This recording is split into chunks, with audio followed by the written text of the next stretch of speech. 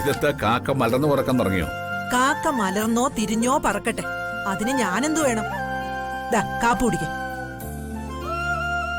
നന്ദിനി മുളന്തി. ഓ, മകള് കാപ്പി തന്നാലേ തൊണ്ടേന്ന് ഇറങ്ങത്തുള്ളൂ. ഭാര്യ കാപ്പി പോയിട്ട് പച്ചവെള്ളം പോലും എനിക്ക് എടുത്തു തരാറില്ലല്ലോ. തരണോന്നൊക്കെ ഉണ്ട്, പക്ഷേ എന്റെ മകളായ കൈമളേട്ടന്റെ മരുമകള് സമ്മതിച്ചിട്ട് വേണ്ടേ?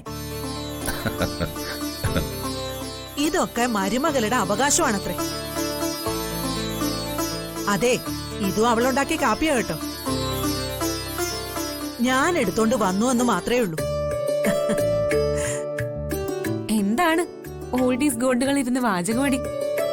എക്സ്പയറി ഡേറ്റ് കഴിഞ്ഞതുകൊണ്ട് എന്നാ മക്കളുടെ വേസ്റ്റ് ബാസ്കറ്റിലേക്ക് ഇടുവെന്ന് തോർത്ത് വിഷമിക്കുകയായിരുന്നു. അതൊന്നും വരില്ല. ഏത് മക്കളില്ലാതായാലും എന്റെ അമ്മ ശ്രീമതി നന്ദിനി ദേവി നിങ്ങൾക്കുണ്ടാവും. അത് കറക്റ്റ്. ഞാൻ ആ നന്ദിനി ദേവിയുടെ കാര്യം പറയാനാ ഇപ്പൊ ഇങ്ങോട്ട് വന്നത്. എന്താ മോളെ? എന്താ ഇവിടെ ഒരു ചർച്ച? ഞാനൊരു പ്രധാനപ്പെട്ട കാര്യം പറയാൻ വന്നതാ.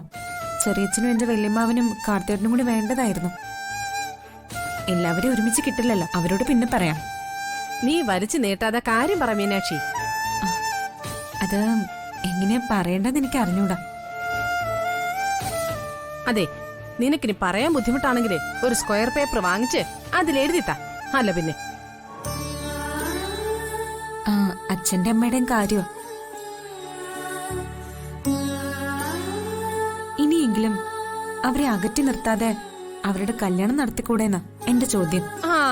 അത് ശരി, ബ്രോക്കറായത്. അച്ഛന്റെ അമ്മയുടെയും കല്യാണത്തിന്റെ ബ്രോക്കർ. മുത്തശ്ശൻ എന്ത് പറയുന്നു? ചെറുക്കന്റെ അച്ഛനുള്ള തീരുമാനം എടുക്കേണ്ടത് പെണ്ണിന്റെ അമ്മയാ. പെണ്ണിന്റെ അമ്മയോട് ചോദിക്കേ. പെണ്ണിന്റെ അമ്മയ്ക്ക് 100 വട്ടം സമ്മതം. അവന്റെ കേസും കഴിഞ്ഞു. ഇനി അവരിങ്ങനെ അകന്നു കഴിയുന്നത് ശരിയല്ലെന്നാ എന്റെ അഭിപ്രായം. നീ എന്തു പറയുന്നു മോളെ? ഓ, എനിക്ക് സന്തോഷം തന്നെ അമ്മേ.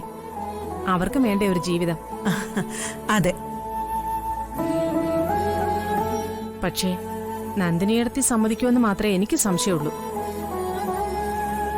അമ്മയെ ഞാൻ പറഞ്ഞ് സമ്മതിപ്പിച്ചോളാം. ആഹാ, ബ്രോക്കർ ഫീസ് മേടിച്ച് എന്റെ കൈ തന്നേക്കണം. ഞാനാ നിന്റെ അമ്മായിയമ്മ, കേട്ടല്ലോ? അവന്റെ സമ്മതമായിരിക്കാം.